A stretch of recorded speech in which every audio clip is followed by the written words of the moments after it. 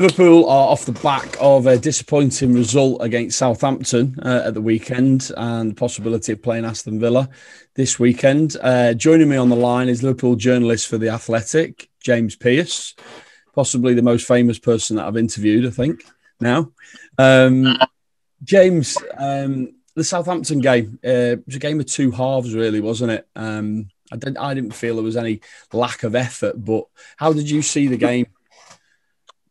Yeah, just immensely frustrating. I think Liverpool got off to a disastrous start, didn't they? And I think in what was always going to be a tricky game down there on the south coast, Hassan Hüttl's done a decent job in turning Southampton around. I think the worst possible thing was to give them that early lift, and especially second half, it meant that Southampton could just sit back and defend what they had. And you have to say that they did that job very well. I think, from Liverpool's perspective, they played into their hands by so much of the build-up play was pedestrian and too predictable, and there was none of that zip and guile and creativity and spark that we've been spoilt with really in the last few years. That's brought so much success. Liverpool created very little really. When you think, I think there was a stat knocking around that. I think it was 15 minutes to go till they finally had a shot on target, and even that was it was hardly much of a save force from Fraser Forster, who and that was another annoyance, the fact Southampton had a standing keeper that was just barely tested, and Klopp, quite rightly, I felt, pointed to a couple of big penalty appeals that were turned down. Liverpool certainly didn't have any luck on the night, but I wouldn't hide behind that, because I thought they were architects of their own downfall, really, because there were just too many errors, and I just thought they were kind of lackluster and lacking in tempo in all departments. I think I do agree with you, but I also feel like you have to give massive praise to Southampton, because the way they went about the business, certainly in the first half, the pressing was very impressive. It was in packs. They cut off passing lanes to Thiago. Thiago certainly didn't seem to know what was going on and why he had no space. I mean, is that something that you thought as well? Yeah. I think it was just a different type of game, wasn't it, that Liverpool have had recently? Because I think against West Brom and Newcastle, they were up against two teams who just sat off and let them have 70, 80% possession. And this was a bit different with, the fact that the way that Southampton play, the way that Hassan Hüttl has got them going, they don't do that. They do, certainly in that first half, they unsettled Liverpool by, as you said, shutting down space, not giving them that time to really dictate the play. And I just felt, even in midfield, that they caused Liverpool problems. Liverpool never really got control. And I'm sure, with the benefit of hindsight, I think Klopp would probably regret the team that he went with, because of course it was a completely new look midfield from the previous game, and I just think Liverpool couldn't really afford to have two players in there who have played so little football. I think Thiago clearly needs time to get fully up to speed. Of course, he wasn't ideal. The fact he picked up that early booking as well, which meant he had to tread so carefully. And I thought, Oxlade-Chamberlain, who again, similar to Thiago, has played so little football, not a big surprise that he was lacking rhythm and sharpness. And, I think that hurt Liverpool on the night. And, it kind of comes back to the centre-back situation, doesn't it? Because it's not, the lack of centre-backs isn't hurting Liverpool in terms of conceding loads of goals, because they're not. I think it's 8 Premier League goals conceded in 12 games since Van Dijk's been out. But it's more what they're missing further forward from having to play midfielders out of position. And that was one of the things I came away thinking from a bitterly cold night at St Mary's was, how much Liverpool would have benefited from having Fabinho and Henderson in midfield. I think it would have been a very, very different outcome. I think, I've read your article on the Athletic, the recent one, and you convey an idea that Liverpool are struggling to score, and that is sort of linked to the centre-back situation, and there's some stats that Tom Vorville. Do you want to talk us through that?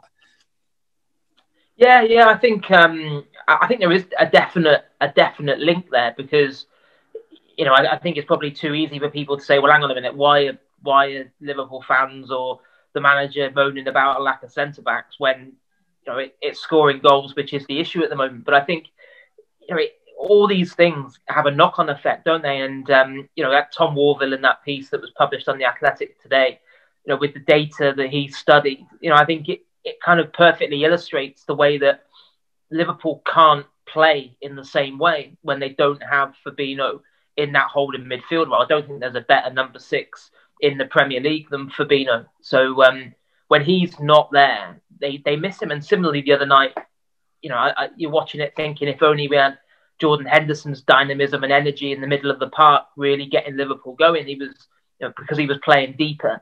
I thought he did very well as a stand-in defender, but he's not as influential as he would be in his usual position. So yeah, I think the data just, those numbers that Tom Warville's come up with just backs up the idea that Liverpool can't build play in the same manner as they used to when they don't have Van Dijk and they don't have Gomez, and when they've got key midfielders playing at centre back. So it's not about suddenly leaking goals. It's not about it's too easy to say, oh, Mo Salah's gone off the boil in the last couple of weeks. It's all very much everything is interlinked, and it does come back to the lack of centre backs. And for me, that is what has hurt Liverpool, especially in the last few weeks. No, I completely agree with that. And, it is a cheap thing just to say that the forwards aren't performing. And there's obviously a link there. Would you, just on the Henderson thing, what's your personal opinion? Because personally, I don't think that it's an experiment we can write off yet. I'd like to see him play 5 games there and see where we are. I mean, football fans are they're very much of the opinion that until they see something work, it's never going to work. And at the moment, because we've seen Henderson play centre-back twice, we saw him in the World Club Championship, thought he played all right. The other day, we conceded 1 goal in the game. There's a few hairy moments. But what do you think about that as an experiment? Do you think it deserves to be given time? Or would you just go, forget that, let's get Henderson back in midfield and let's say to Reece Williams, it's your position, you play, whether you make mistakes or not, you play? Do you know what? I think what we'll see is Klopp continuing to rotate that position, because I don't think we're going to suddenly see Jordan Henderson playing 10, 15 games between now and the end of the season at centre-half. But I also don't think it's realistic to think he's not going to feature there again, or it didn't work the other night, so call a halt to it. I think we've seen already that Klopp will keep on mixing things up. I think Reece Williams has done brilliantly when he's come in, but I just don't think, again, for such a young player, such a big step up, a kid who was playing non-league football in National League North 12 months ago, to suddenly expect him to be playing every week at a really high level is completely unrealistic. I think with Nat Phillips, when you look at the way that Klopp has used him, I think he probably sees Nat Phillips as being ideal for the kind of games where Liverpool are going to have 70, 80% possession. And also, they're not going to be up against blistering pace, because I think Nat Phillips would probably be the first to admit that his strength is more physical battles than sprint races with attackers. So I think he'll keep on mixing it up. I mean, of course, the big thing is, I asked Klopp today about Joel Matip, and he said, he has got a chance of being fit for the visit of Manchester United. He said it's going to be close, but we hope so.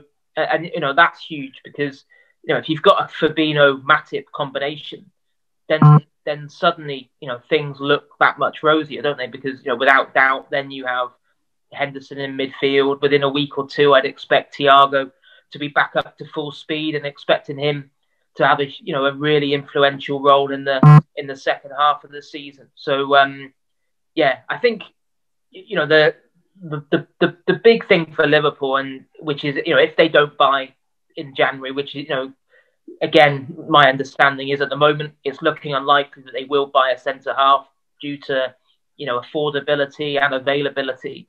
If they don't bring someone else in, then they're just so reliant, aren't they, on Matip trying trying to stay fit because he's had, injury after injury. Nobody ever questions Joel Matip's quality because he is an elite centre half. It's just that you just don't seem to be able to rely on him week after week because he picks up so many issues. I can't let you go without talking about transfers because you're basically the transfer guru. Everyone was waiting for James Pearce to post that tweet about the next signing. You've done a piece in The Athletic. Basically, your information is that we're not going to sign a centre-back in the January transfer, which you've just mentioned. There's some other little murmurings from foreign journalists there's an Alaba story, I believe, today. Can you just elaborate on that, what your information is? Because in your story, you mentioned Kabak, White, Botman. What's the latest on that for us?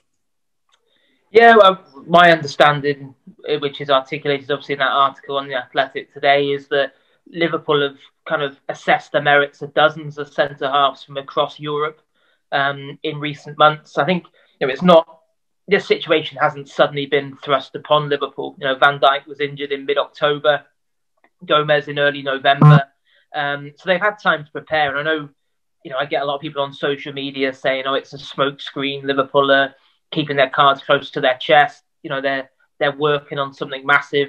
And you're like, well, I think if you use a bit of common sense, because Liverpool have known for a long time they needed a centre-half, they would have had someone lined up for January the 1st. If they were about to buy, they would have done it already.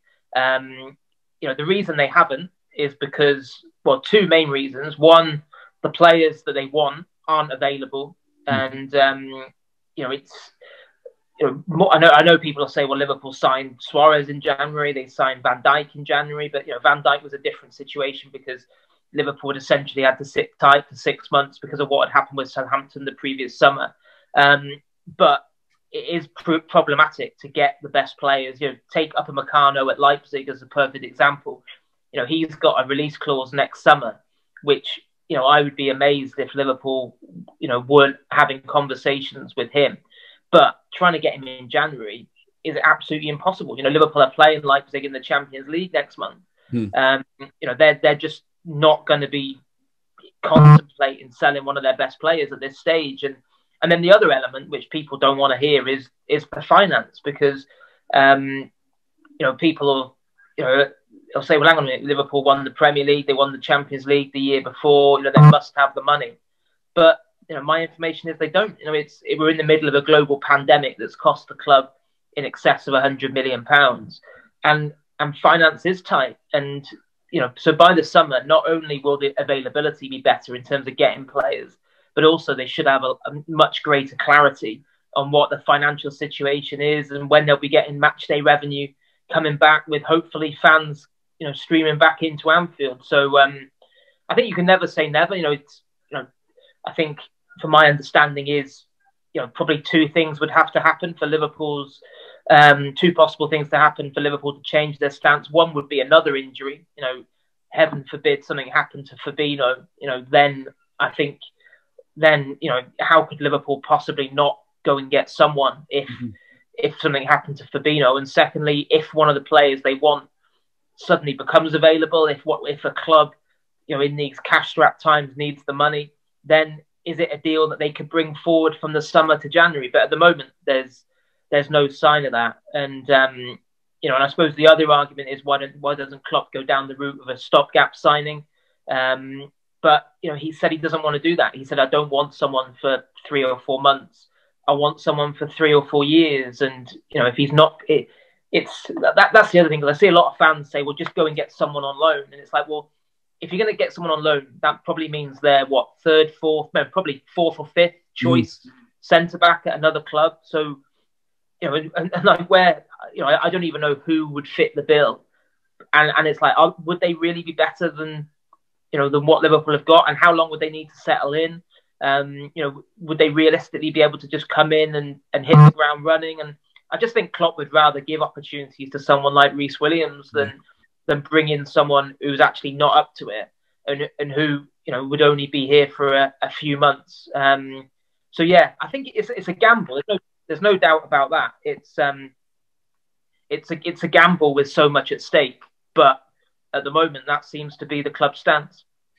Everything you've said there, there'll be people watching this going, yeah, but what about in the summer when you said we weren't going to sign Thiago and then we ended up signing Thiago and we weren't, what's your response to that sort of thing? I understand personally that transfers is a very fluid situation and things change. Yeah, well, From one day to the next, it will change, but people don't understand. I mean, what would your response be to that?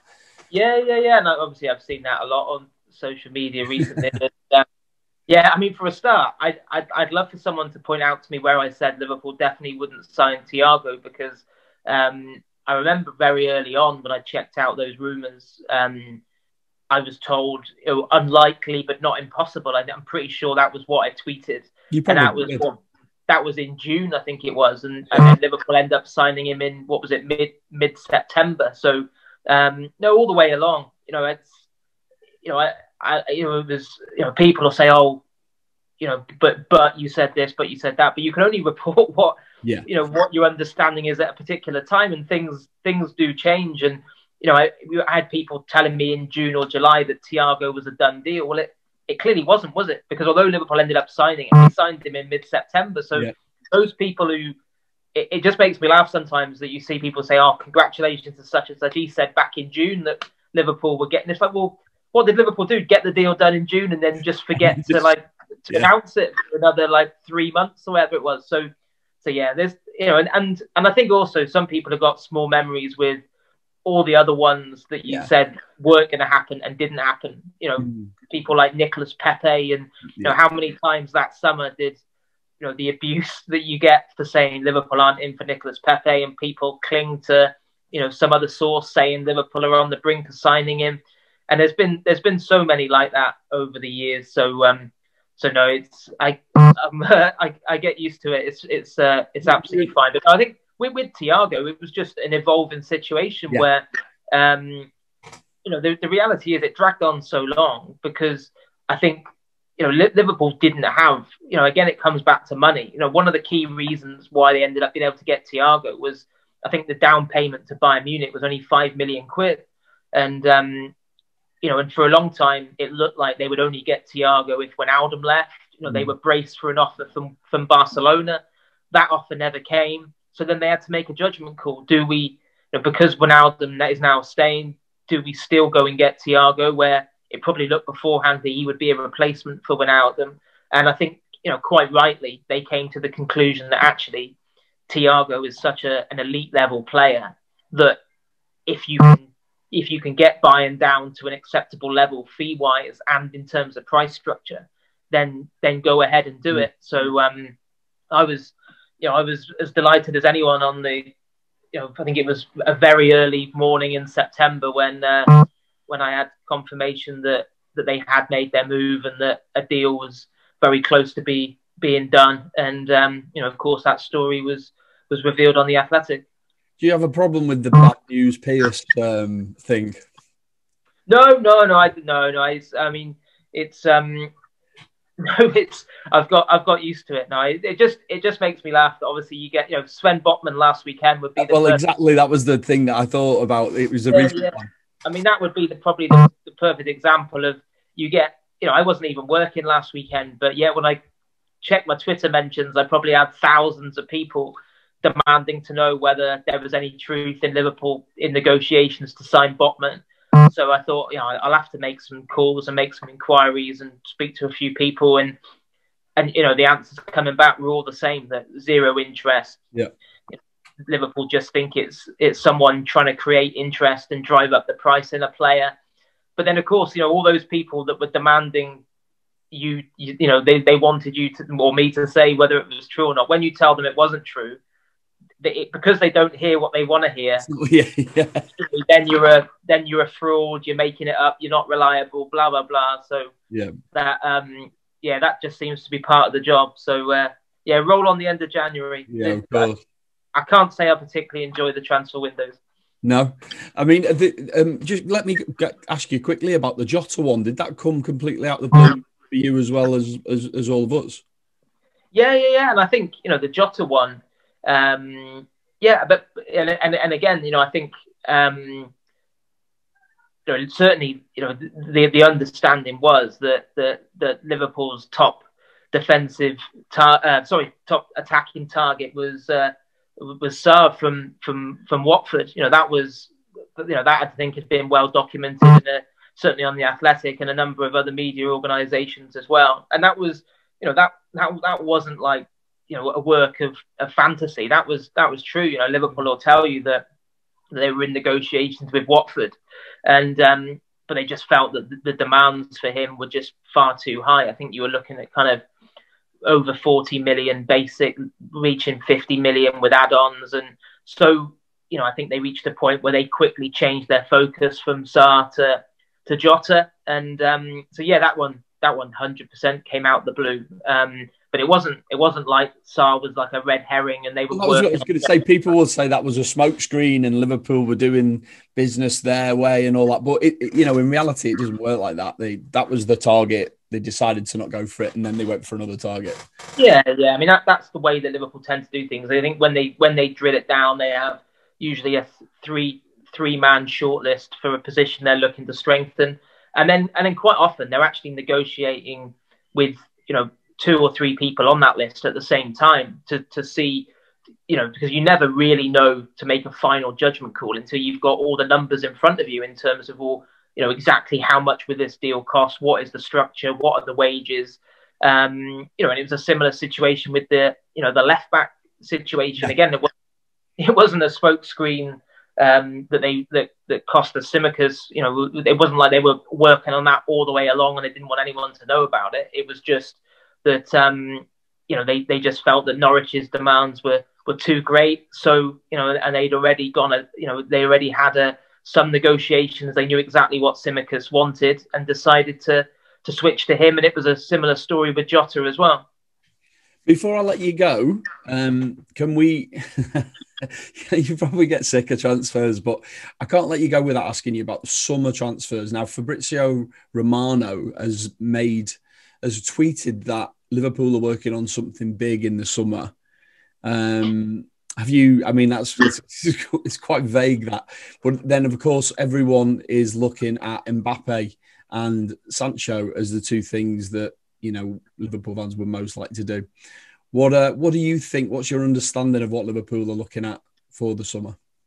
Yeah, I think it's just too early to say what's realistic in terms of happening in the summer, because there's just too much uncertainty at the moment in terms of what happens with this season. With the way that the pandemic is now, and with the increase in positive tests, we don't even know whether this season is going to get played to a finish. We hope it will.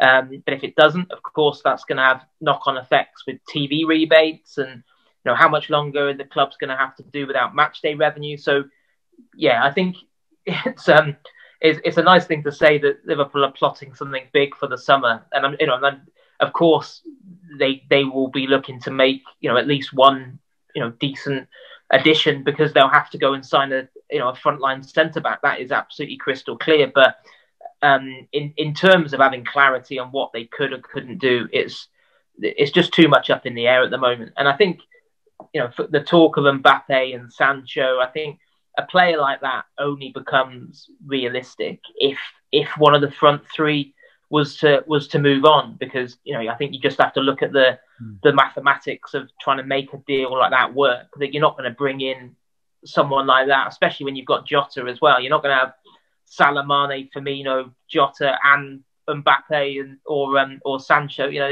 That's just completely and utterly unrealistic. So at the moment, we don't know, do we, what will happen with Salah, Mane, Firmino? Will one of them at some point want to pursue a new challenge? Of course, there's been some speculation about Mo Salah, but yeah, it's all of that is up in the air. It's just too far away at the moment. Someone you mentioned before, actually, with an eye on the summer, was Upamecano. Has he got a release clause in the summer for £40 million? Is that your understanding? Yeah, that's my understanding from certainly sources in Germany, and and our guys are well connected over there. So yeah, I think and certainly with with the performances that that he's put in his rise with Leipzig, you know, there'll be a lot of takers at that kind of price level. So yeah, it wouldn't, you know, I would be amazed if Liverpool weren't having conversations with a view to that one in the summer. But again, you know, there will be other names on that Liverpool list as well.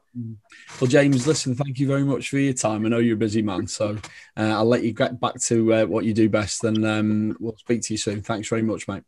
Cheers, bye.